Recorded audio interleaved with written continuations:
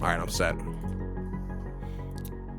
You know, Chuck, Tyler, as I was driving home from work today, I think I realized what might have happened to me that suddenly gave me such an Iron Warriors fascination.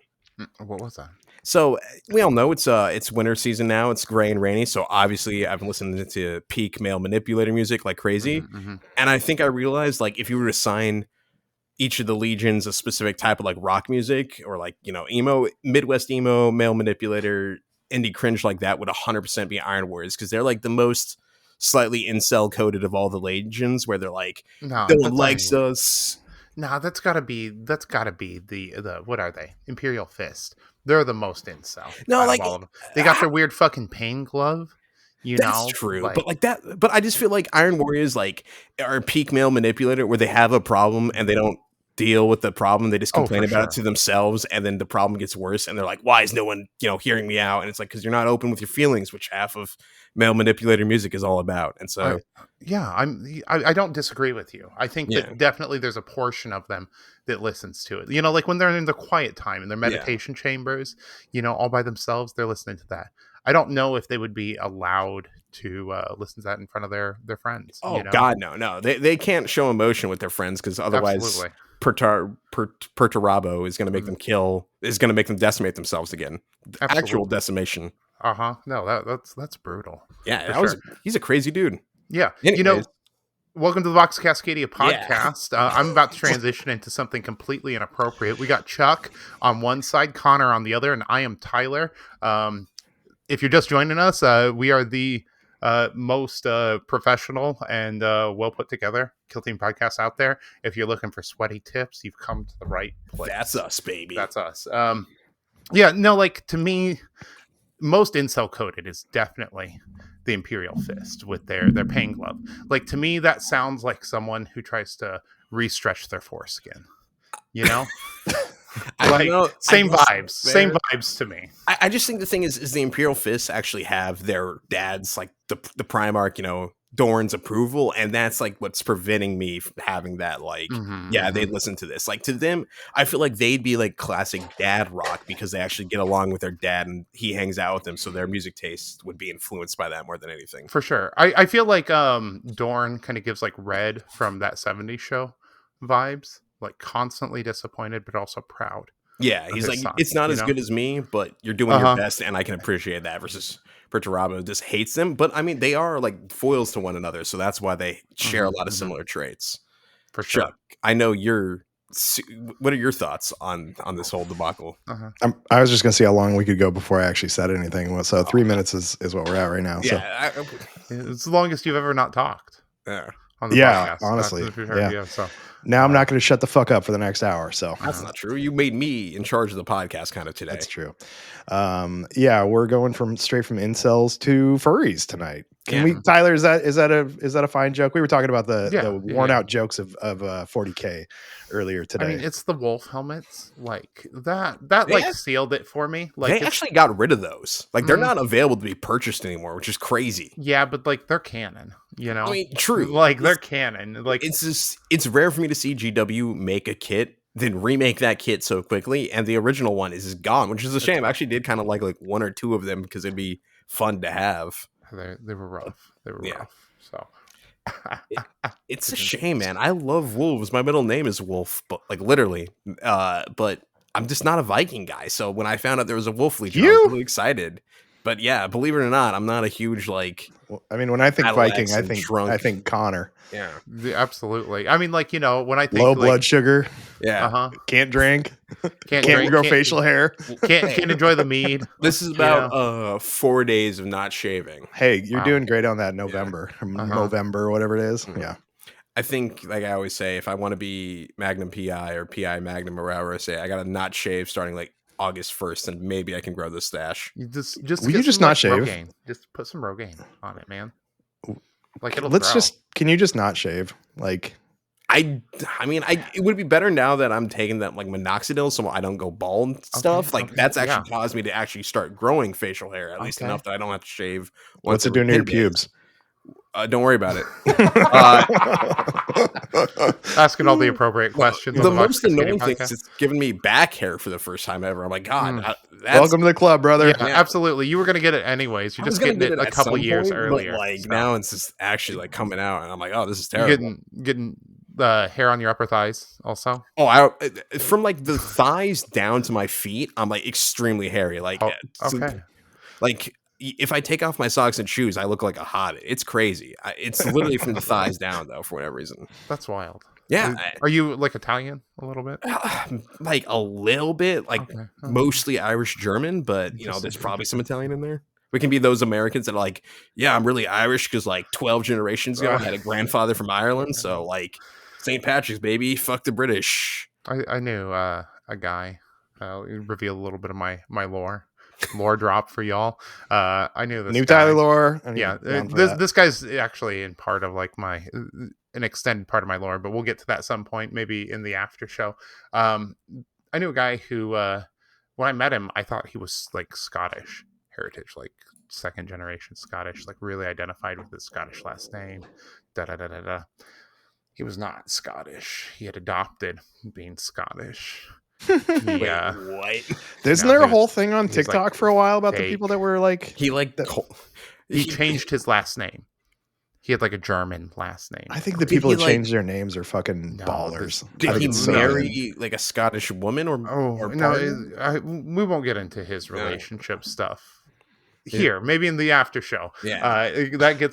Let's just say they voted on it and the files are coming out. Absolutely. Yeah, you know, for sure. But like, you didn't hear about that? Connor? Yeah, absolutely. Where you been? Oh, bro? wait. They voted. Oh, I saw that. Okay. Yeah, I got you. Yep, absolutely. The president of the free world, baby. Oh my God. Well, you know, we'll stop here so you don't get hatch-acked. Yeah. You know, but yeah, it's an interesting time. So we're 7 minutes in. We haven't talked about Kill Team yet. What's Kill Team? We mentioned 40K at least, so we're halfway there. Real quick, also, I'm going to take a detour. Another one. We're speaking of Iron Warriors and stuff like that. Night Lords, also one of Connor's favorite, playing an Iron Warrior themed Night Lord team. Yep. In the new Night Lord book, which is basically Nemesis Claw, the book, there is a Iron Warriors tech priest. Oh shit!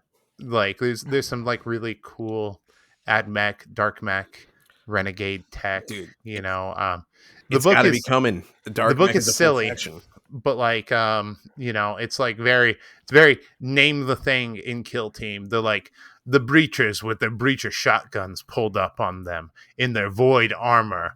As the Nemesis Claw used their lightning claws, then the Screecher ran down the hall, and they were paralyzed. You know, it's like, it's a little on the nose. A little name droppy to the point where we're like, all right, guys, we get it. We don't need to say the full title every time. I'm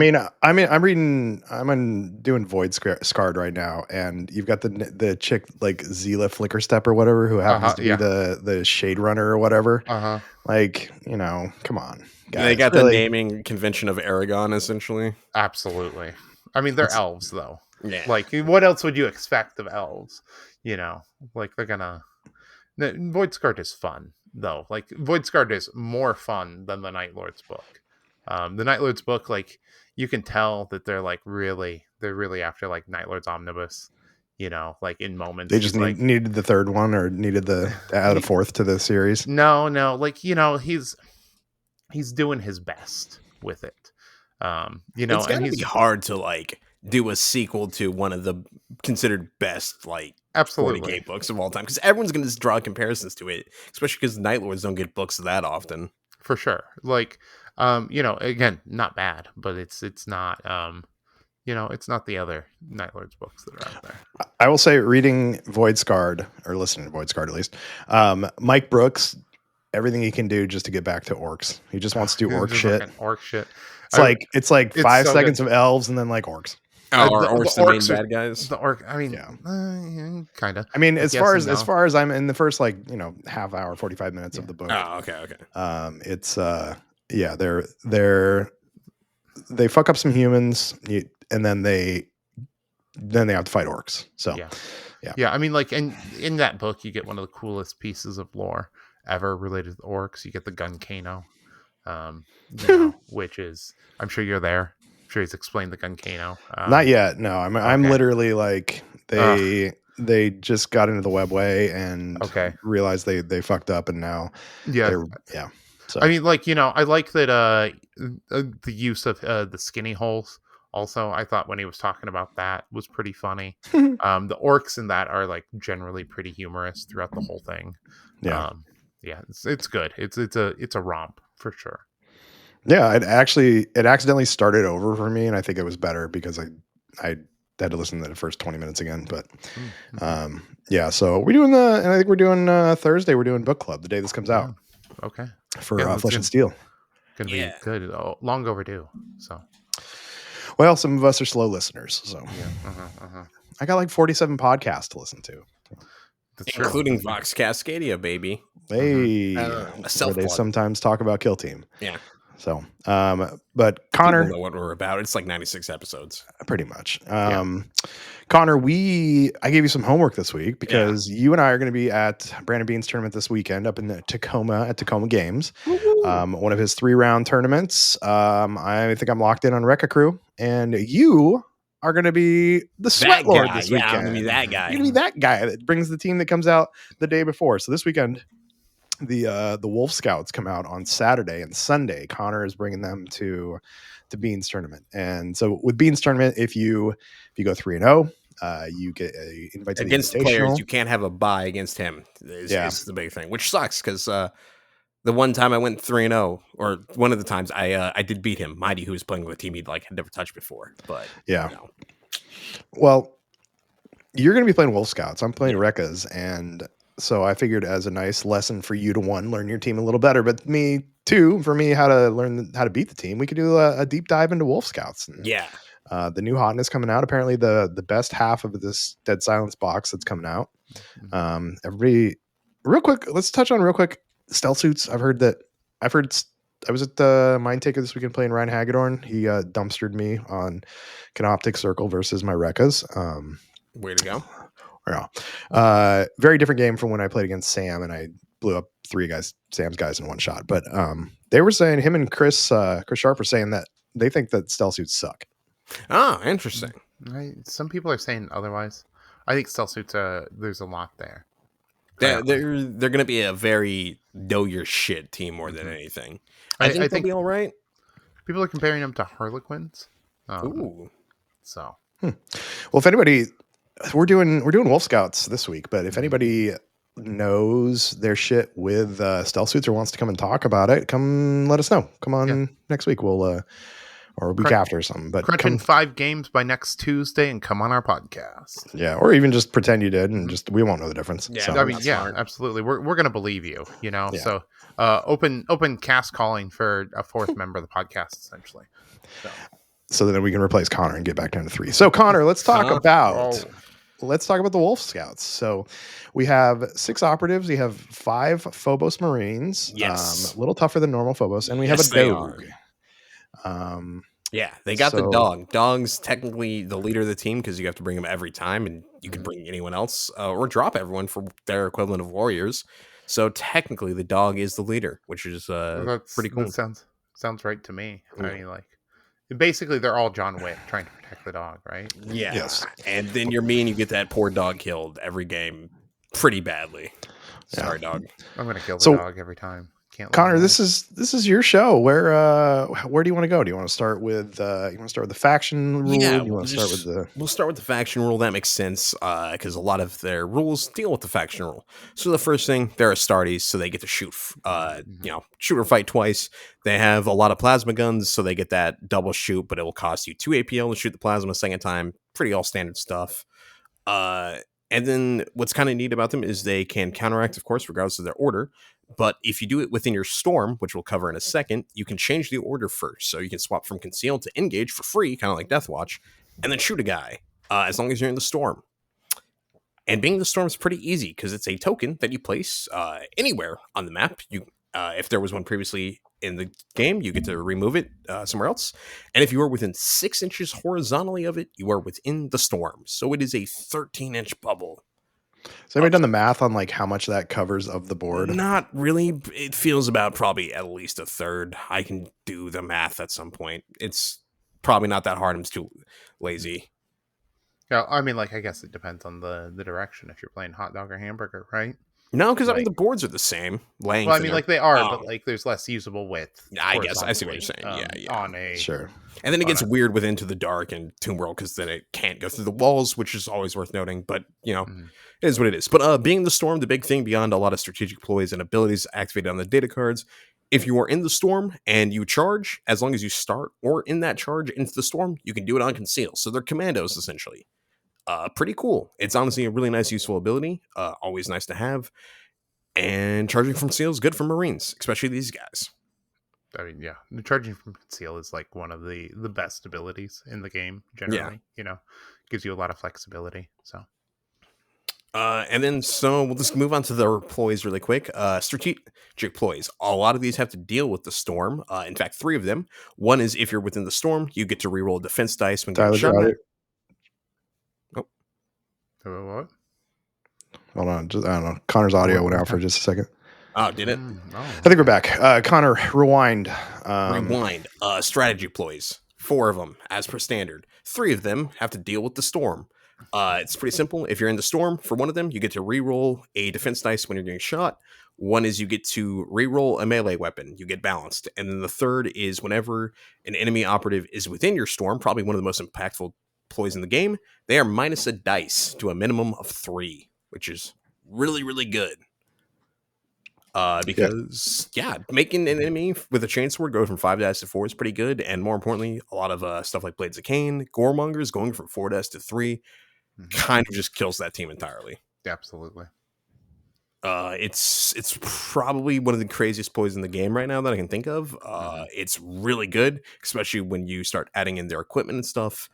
And then especially this final ploy, they have Savage Fighters. Whenever a friendly Wolf Scout is fighting or retaliating, as long as they're not dead, deal D3 plus 1 damage to you, the enemy that you fought, which is that's pretty wild. Really good. Yeah, you can you can parry someone out and do up to 4 damage, right? Yeah.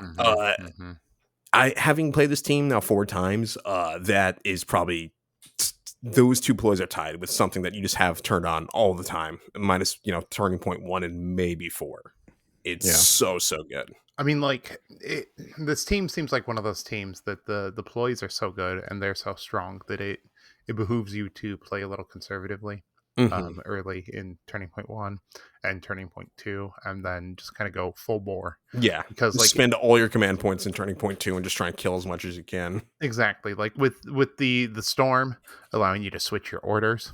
You can go from one to the other. So like start out, shoot, maybe take someone out, and then maybe shoot again, or like move into the storm and change your order back. Becomes like so strong. It really adds like a layer of security on this team and like gives them a lot of safety, so that like if you manage to not lose many guys and you manage to take out a couple of the other teams, they're in such a good, strong position later in the game. Connor, and you said it doesn't go through walls though? It does not. Like on ITD? No, it doesn't. You have to open the door and everything. So a lot of turning point 1 into the door, dark, and Tomb World is opening and breaching doors, but it's not that hard. Some of the maps, it gets a little funky just due to the nature of like how the doors and especially breaching points are. But again, you have counteracts most of the time. It's not too difficult. Yeah. I mean, like there's still 6 operatives on the team. Yeah. 5 that can open doors, but yeah. Right. Like, Stanley, the dog's not that smart. Yeah, they got a lot of counteracts. So, a lot of proper positioning early on in the game. You can counteract and open those doors when you need to. But yeah, that's the strategy ploys. Firefight ploys also pretty good. They're a Space Marine team, so they've got transhuman physiology, the classic upgraded normal save to a critical save for a command point. Always useful, always good. They've got another one, touched by Lokyar. I don't know how to say that, but if you are fighting and you're not the wolf and you're more than 5 from all your other friends, you get to just reroll all of your dice. It's kind of Death to the False Emperor and the Death Watch one, but even better because there's not requirements on your opponent's kill team. It's just positioning on your own self, which is very easy to do because these guys all move at least 7 inches. And there's only 5 operatives that it counts for, right? Doesn't count the dog. The dice for friendly operatives. Yeah, no, the dog can't do it. The dog can't do it, but he counts for the counts to shut it off. Yeah. Then they've got Nemesis Claw Dirty Fighters, kind of, but even better, arguably. Counterattack. Use it after an enemy fights you, or after an enemy ends an Sorry. Use this when an enemy ends their activation or after they do a fight action against you. You immediately just get to fight them for free. For a command point. You can only fight that guy that just fought you, but again, that's really good because at bare minimum, you're probably striking them for 4 damage or 8 damage in melee, and if you don't die, Savage Fighters for at least another 2, and now you get to strike again for another 4, so that's 14 damage. That will kill, or is that 4? Yes, 14. I don't know how to do math. That will kill most operatives in this game, and you might take like 2 or 3 hits in turn. Pretty good melees, looks like. Yeah, they're probably one of the strongest melee teams we've seen in a while. And then another really great firefight ploy. When you're shooting someone, you get Seek Light and you ignore obscurity. The only downside is you have to be within 6. That's not a downside. That's crazy good. All right, so you want to go to the operatives next then to see who's using these fantastic ploys? Yes, we will. Oh, yeah, we'll do that. You can go. Hey, this is your show. This is my show, Chuck. You run it where you want to. We're going to go equipment really quick because a lot of these guys want to have the equipment. Fine. Sorry.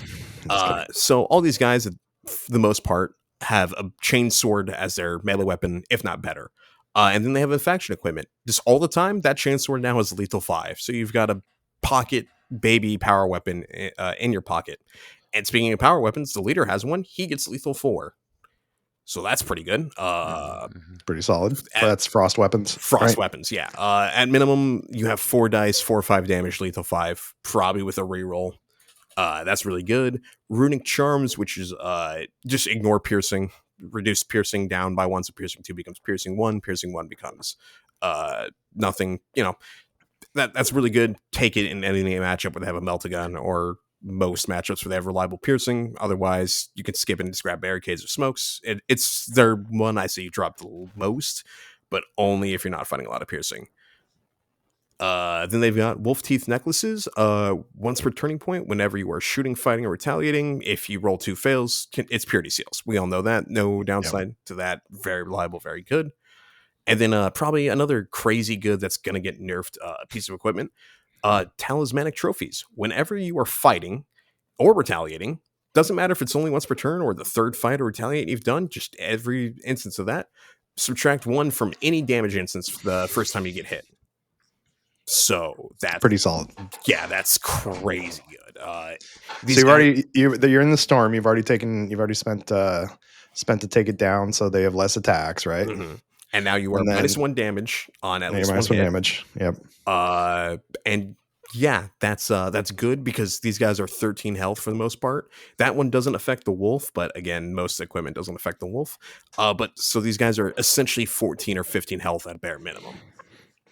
Not bad. Yeah, I mean, like, that's really solid. It's the standard Space Marine profile in this, and at a 3-up save, that's really durable. Yeah, they have slightly less health than intercessors, but like by 1, and then you have a thing that you ignore at least 1 damage instance, so you're at 14. It's great.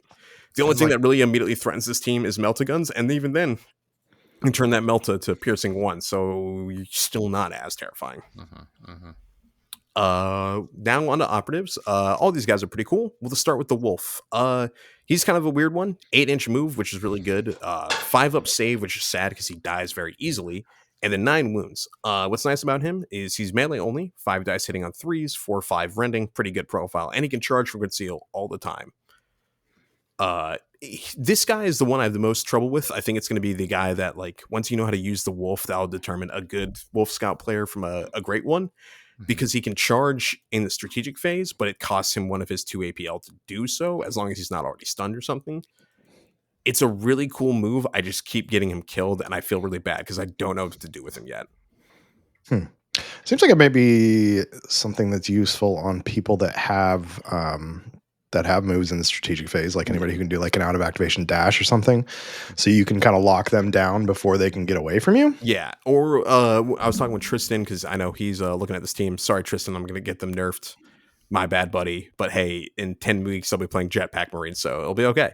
But yeah, we were saying probably like when you know your opponent's going to want to spend 2 APL and they're mainly only have 2 APL, or they have to move onto the objective, use it as a way to deny it because you have to either fall back or they have to spend an action to kill the wolf in melee, which isn't even that easy. They're probably taking 8 damage. If you're not a Marine, that wolf will kill you very easily.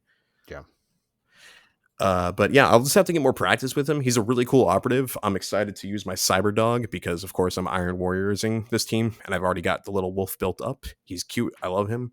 I'm sorry I'm going to get him killed all the time, but he's a robot, so I can rebuild him, and it doesn't feel as bad as killing an actual wolf.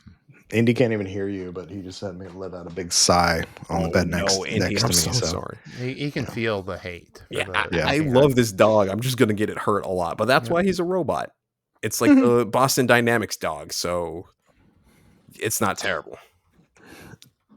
So, in the book, actually, there's that I'm reading, the Night Lord's book, there's a legionary who lopes on all fours, kind of like Beast Seal. That'd be pretty cool for an Iron Warriors dude. Like, in what is it? The Warcry Warband, Blades of Karnak.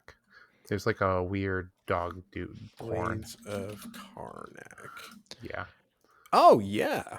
Like, think about like a legionary, like rather than like he's gone all bestial rather than a straight cyber dog. This is just like an open idea for someone to take. Just came to me. Claws of Karnak. Yeah. Well, I was trying to figure out a Blood Angels. Blood Angels kit bash for these. Get a literal bat. I know Blood Angels aren't full vampire, but lean into it. I've heard bats. I actually have a box of Griffhounds. I was thinking about Griffhounds, but I don't think that really fits the flavor as much. So yeah. So the true leader of the team, the wolf, but somebody else has leader in their name.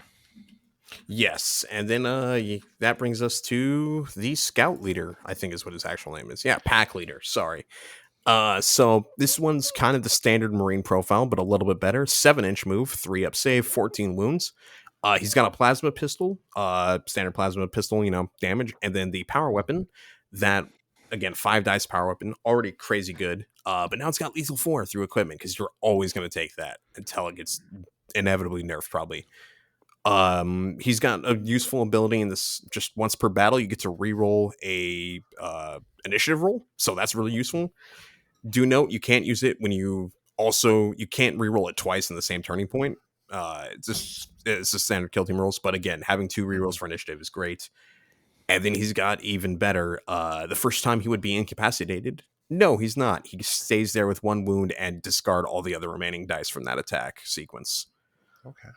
So he's gonna be hard to kill anyways because you're probably -1 attack or and he's got -1 damage and he's got 5 attacks, so he's gonna parry 1 also. He's got 14 wounds. Even if you do kill him in melee, you don't, and you take D3 plus 1 damage then because that's the end of the fight action and he's not incapacitated. It's kind of gross. It's really, really gross. Yeah.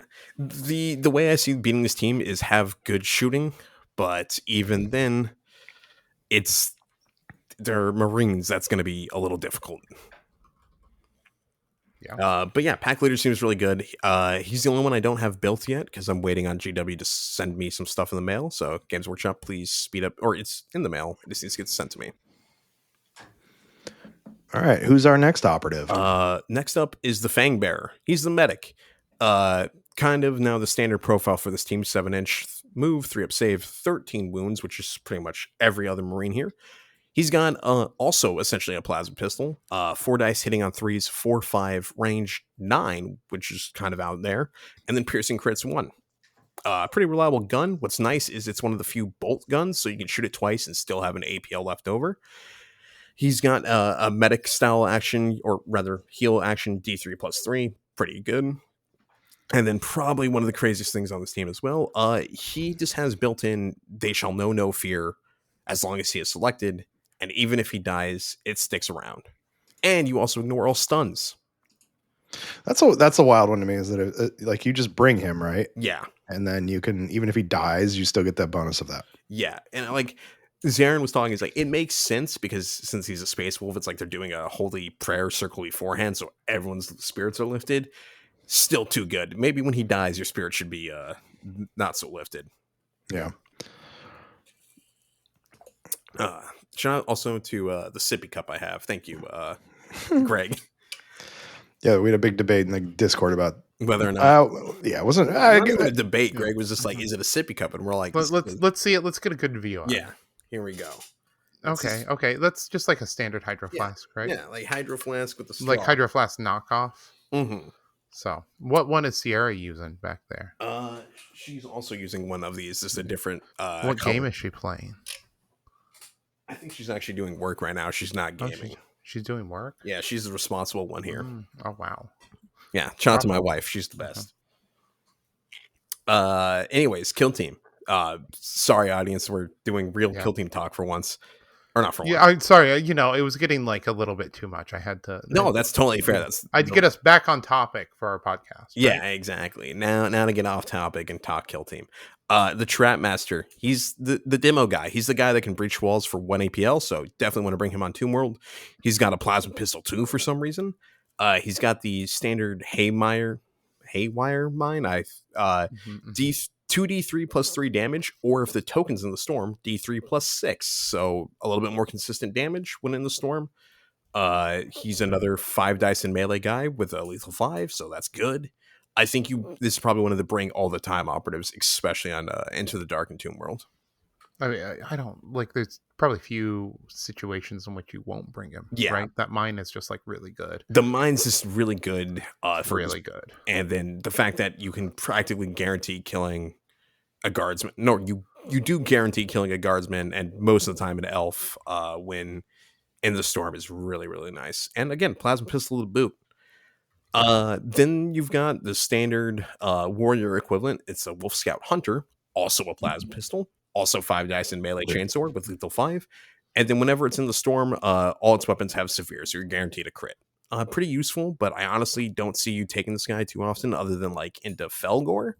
All the other guys just feel really good, and his built-in severe is nice, but most of the time you don't need the crits when you have lethal 5. Yeah. Another kind of standard operative here, just the Gunner. One of the few with only 4 dice on this team, but again, it's a 4 dice chainsword with lethal 5.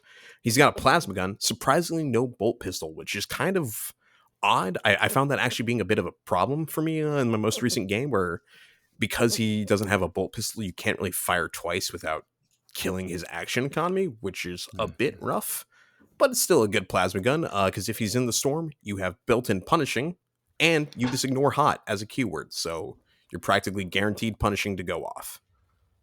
Yeah, that's pretty gnarly. This should have been a Dark Angels team. You can't convince me otherwise. No, I mean, hey, I'm sure you're already thinking of how to proxy them as Dark Angels. For sure, 100%. Going with like the old Native American feel on them. So. Oh, that'll be cool. Yeah, I like that. Excuse me, that'll look good.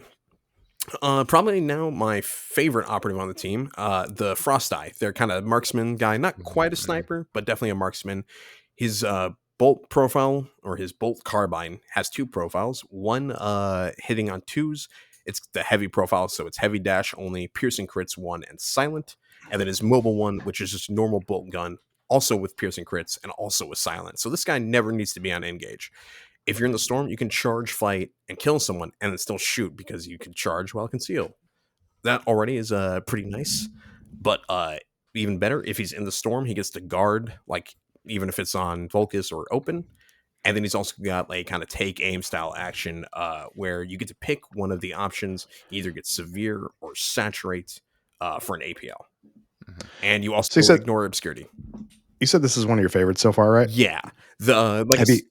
Have you got any plays out of it so far, or any some of your real game experience? Yeah, I mean, the biggest thing is just it's a fact that you can guarantee that piercing crits is nice for an AP, and he can still shoot twice is really nice.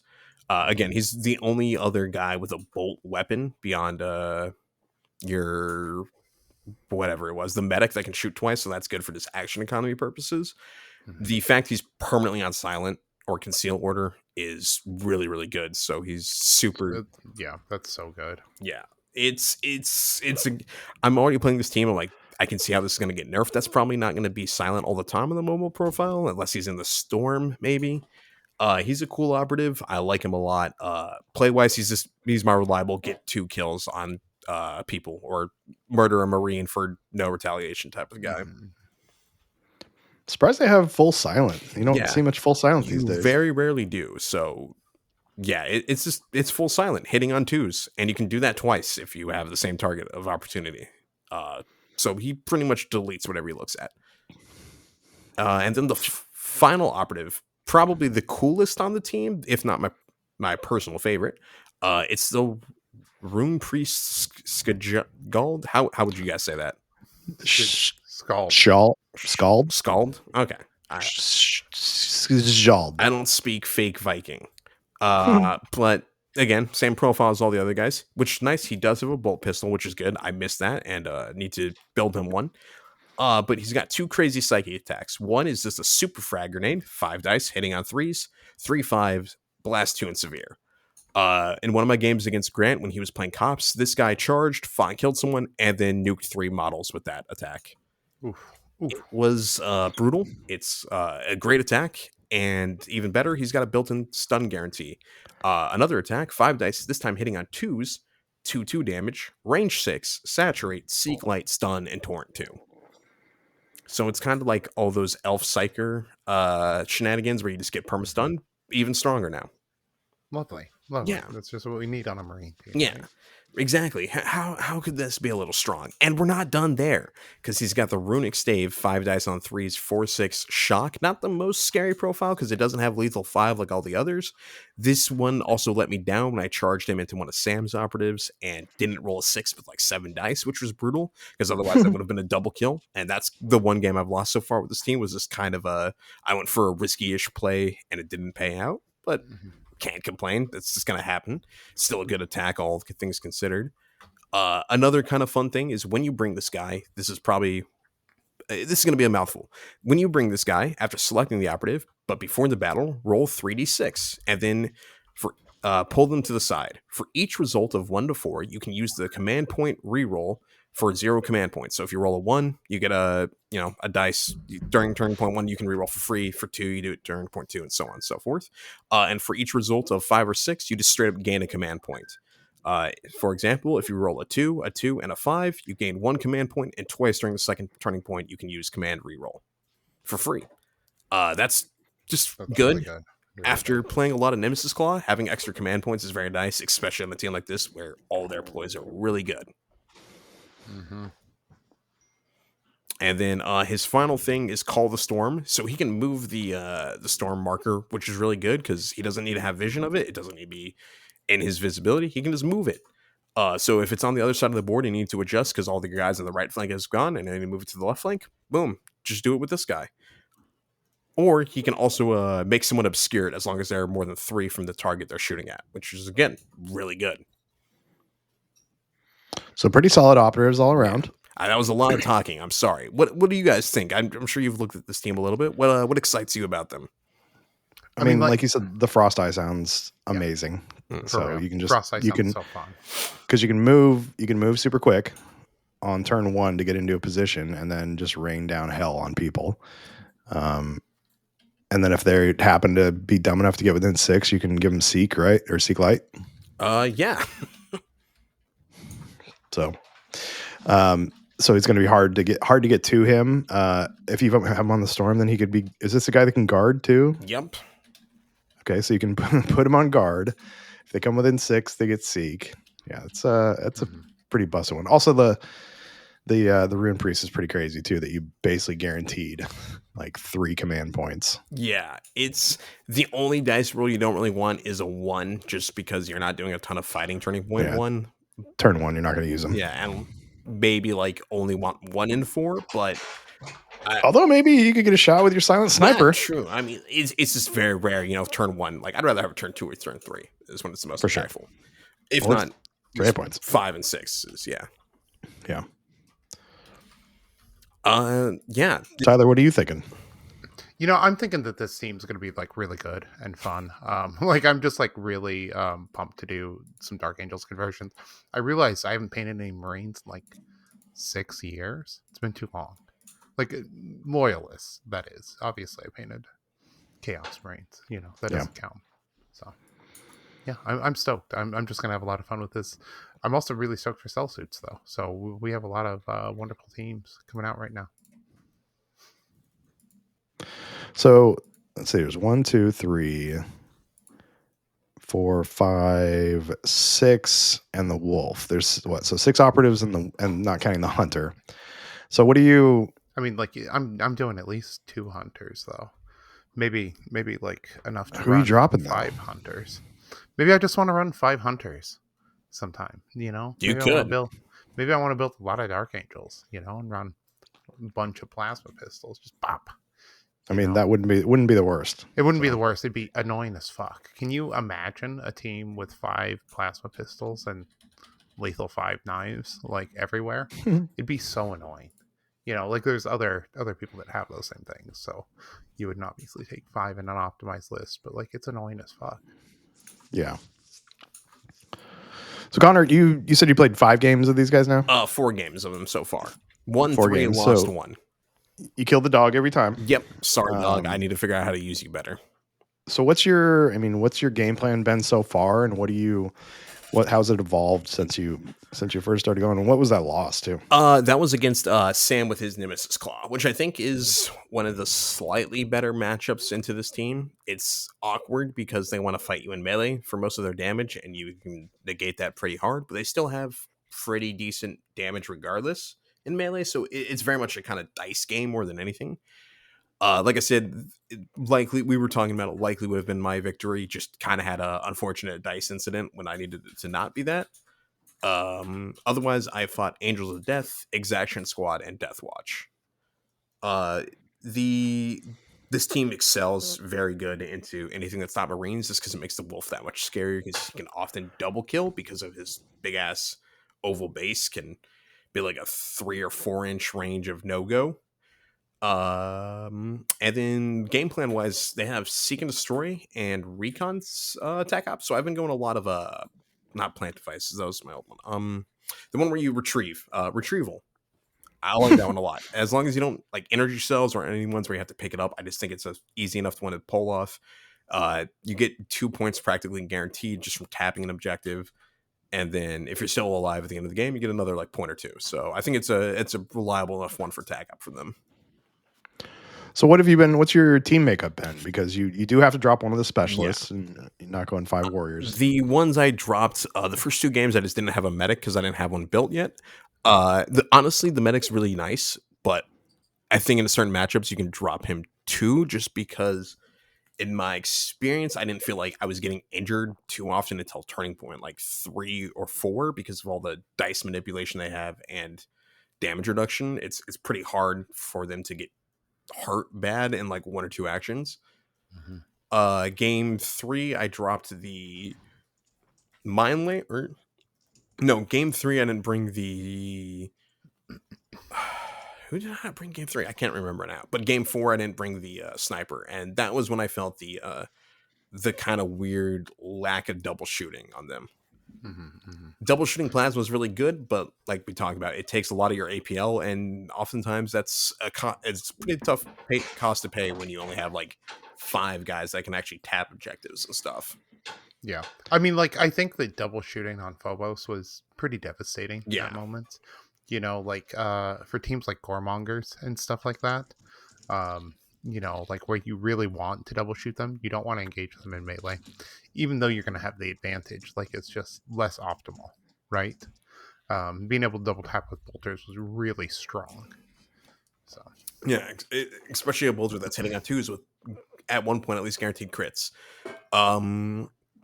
Otherwise, I think like most people can imagine, the storm is a really big section. In most maps, it can definitely reach the center and your home objective easily.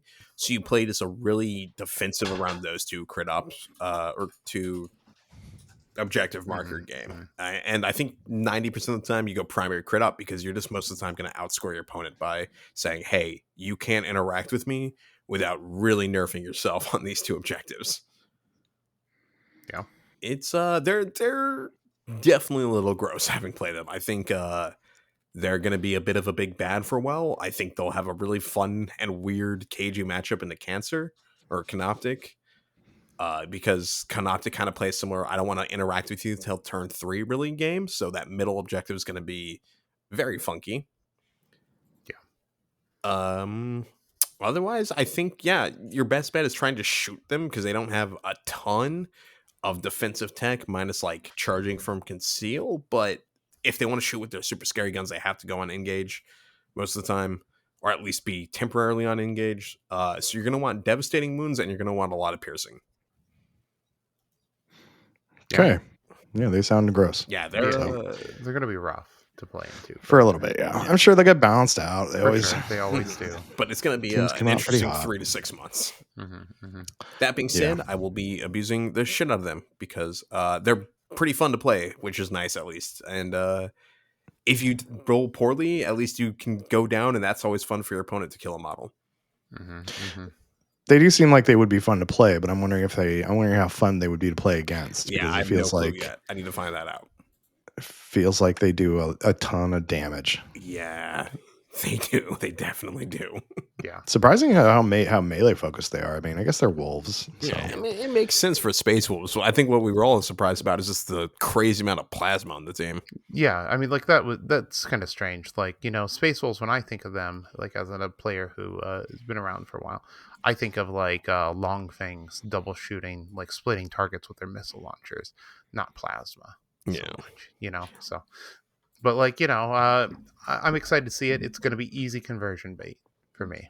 So I'm curious because I saw at least some actual Space Wolves fans say they would have preferred to see their frost weapons or something like that. They have apparently some special type of plasma rather than normal plasma. Interesting. I'm trying to remember what it's called. I'll figure it out at some point. It's frost weapon of some kind, but they have 1 million results when you Google that. Okay.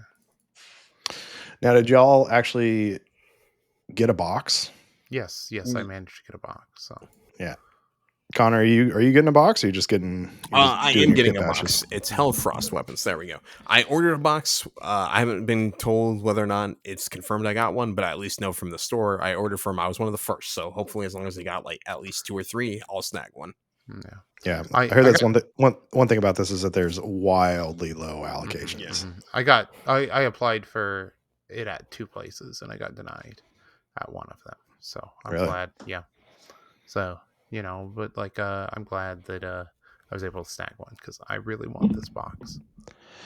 Yeah, I got Curtis aboard Bard. He's hooking me up. So yeah, of course I'm also like, as soon as the box is announced, I'm emailing Curtis to tell him to put my name on the list. Yeah. I'm getting mine from the San AM Tabletop Club, which is a great place to buy your stuff if you're a member. So yeah. So, well, Connor, while you're playing with your phone, any final thoughts? Any overall thoughts around this team? Sounds like what is your strategy anyways besides kill the dog? Just hang out and charge them, or are you shooting, or you use a balance? I think you use a lot of the frost stuff or the storm stuff to play a defensive game around the center. In the very back line, have your sniper and maybe the plasma gunner set up because you can always swap during counteract for the plasma, use them as your last activation, shoot a guy, maybe shoot 2 dudes, and then on your counteract to swap him back to conceal. So if they can't immediately delete him right then and there, that's going to be good. Otherwise, as an opponent, play a cagey turn 2, try to make them spend a lot of their command points. So that way they can't have reroll minus a dice, D3 plus 1 damage after a fight, all turned on at the same time. And that's your best bet to try and go in when they don't have those turned on. Definitely, I think some of the biggest targets to try and kill are the sorcerer, just because he's kind of right now, the way I'm using him is just a ballistic missile. The obscurity is cool, but I like just having him charge, kill a guy, and try and nuke a big group of guys that are stand up. He often dies for that, but if you can get a double or triple kill from a Marine, that's kind of just GG at that point. Because then, you've killed 3 of them, and they used arguably their biggest threat most of the time if they're one-shotting that guy to deal with him. And then you just kill that threat back, and now they can't really touch you. Cool. Well, it does sound like a pretty wild team. It sounds like it's going to be fun. I feel gross playing them, but they're fun, so that's nice at least. And just wait till Sisters come out with like 3 melta-guns, like 3 multi-meltas. Yeah, and at least I'll just swap to the new bad team or big bad team when we get melta jetpack Marines, because that'll be fine. No, there's no way that could be a problem. You guys, like, it's going to be perfectly balanced. I'm sure it's just a Space Marine captain with a jetpack. What could be bad? No issues. So Connor, is this going to be a grind team for a while that you're going to try and? They're going to be the team I grind with for a bit. I've got most of the bodies set up for the jetpack Marines when they inevitably come. I just need the arms for them because I really like all their arms. They're good looking arms. But these guys are all here right now. They just got primed before this, so they will be getting painted and ready for Sunday. Nice. Cool. Nice. Now, have either of you guys got your tickets to the Clash yet? I've not. Sean just announced it yesterday. Actually, Sean was supposed to ping me and tell me so I could tell everybody about it, but he never did. I can buy my ticket right now, Sean. So if you're watching this, I'm ordering my ticket at this moment. That's how much I support you. So I got to see what the refund policy is, just because Adepticon's the following weekend. Ooh. So I'd have to be traveling to Bellingham, and then I'm honestly almost kind of thinking about, like, what if I flew out of SeaTac, because I need to be in Bellingham Friday night and then home and then in Milwaukee like Wednesday. So you are going to Adept. Ooh, that's going to be a long week for you then. Mm-hmm. Yeah, well, I just take Monday and Tuesday off too, and then that way just crash in Bellingham for like 2 days, and then just fly to Milwaukee from there. Yeah, I'm thinking about it. Although flying out of Bellingham doesn't sound like the best idea if you're, like, based on what Sean had to deal with. Yeah, absolutely. Problem is, then if I fly out of Bellingham, I have to then get back to Bellingham to get my card and then go back down to Portland. So maybe we go up to Clash. Okay, I drive my car to your place. Let's actually, real quick, we love you. Good night. No, we're going to plug anything, or we're going to plug some stuff real quick. But the end is coming before we get into, like, minutia of, like, trip planning, because that's for after show, you guys. We need to get better about this. Our patrons demand the good content, like the tedious stuff. We give them the good content. We give them the good. Yeah, hey, we give them great content. We'll talk about that in the post show. Absolutely. Anyways, you can catch me at Lowbrow Minis on Instagram.com or dicestore.bigcartelga.com. I don't have any shirts up for pre-order at the moment, but there will be some coming up at, like, right after Christmas. You can check Chuck out at Painting Cave Minis, Connor at Spanaway, and then you can also at Vox Cascadia Podcast on Instagram. Under new management, hopefully. Under new management, Max is better at it than I am. Thank you so much, Max, for doing this. Absolutely. We've Max, one of our long-term members, also recent guest, is taken over the social media management. So that's really exciting on there. You can check us out on Patreon also, where you can get the juicy after show stuff, like the stuff we're going to talk about. Like the Scottish guy. I'll fill you guys in on a little bit more details on that. That's really juicy. You get access to the photo too. Yeah, the photo. We've talked about the photo. Connor's photo. We've talked about it many times. If you listen through the archive, you will know about the photo. Anyways, we love you. Good night.